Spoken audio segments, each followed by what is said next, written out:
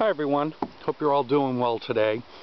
I had a dream last night, and I think because I was thinking about 9/11 being today, September 11th, and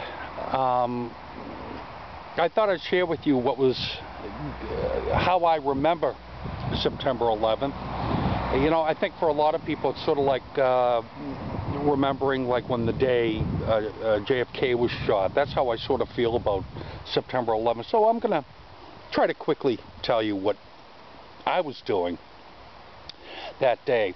On September 9th, I got a phone call from a magazine that I regularly used to shoot for, a computer magazine. I used to do their covers and stuff like that, and they wanted to do an interview, and they wanted to give me the first shot for it, even though I lived in the Netherlands, and I had lived here. Actually, I'm now in Germany, but I had lived in the Netherlands for about a year and a half at that time. So my wife was extremely pregnant with my daughter, who was born a month from now, from them. And my son was like 3 years old, so, or 3.5. So I accepted the job. They were going to pay for my flight and everything, and the shoot was going to be on September 11th during the evening, and so it took me September 10th to set the trip up. I couldn't get a direct flight to Boston, so I had to take Swiss Air and go through Zurich, and then fly from Zurich to Boston. So September 11th, I get on the plane. It was an afternoon flight, early afternoon flight, and it was late to Zurich, so I was a little bit nervous that I was going to miss my flight to Boston. Get off the plane, I go running for the Boston gate, and it's still wide open, and there's people standing out front, so it hadn't been closed. So I run up and I said, "Oh, I'm late." And they said, they didn't say the flight was canceled or anything. They said, "You need to go over there." And so I'm looking around, and I see a bunch of people, like maybe 50 people. Now this is in Zurich, small corner of the airport, looking at a widescreen TV, and I couldn't believe what I was seeing. It looked like, my first impression was, there's the World Trade Center going down, and it almost looked like it was an atomic bomb. That's what I thought it was some sort of nuclear weapon. So I go on over, and everyone is silent, and as I'm watching, I think it was CNN, the second plane went into the second tower, and I mean, it's just silent. We're all just in sort of disbelief.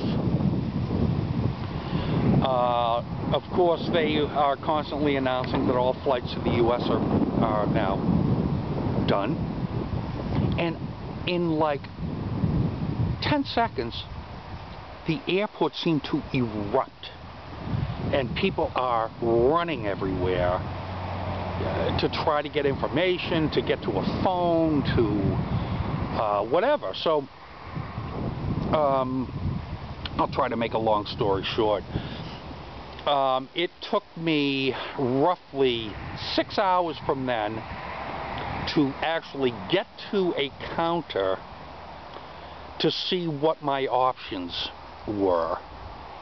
And one option was to go to a hotel and then fly home the next day. And another option was they had, I'm not kidding you, one more seat left on a flight going back to Amsterdam that was to land at 12 o'clock. So I was fortunate. I got on that flight. I went back to Amsterdam, to Schiphol Airport, and ran down to the train that goes directly to my town, Nijmegen, and the train never came.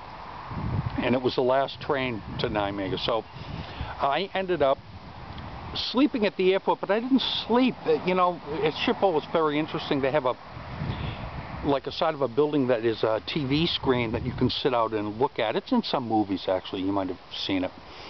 And I watched the whole thing all night long until I could get the first train, which as I remember, was about 4:30 in the morning and 5 o'clock. So I get home, and I'm in sort of shock. Now, you know, nothing really happened to me, and yet for the next 4 or 5 days, it's almost like I was in shock. I was watching the coverage constantly, and would burst out in tears when certain things were on the TV. It was just like a total disbelief. And that's what I did on September 11th, 2001. I'll talk to you guys later.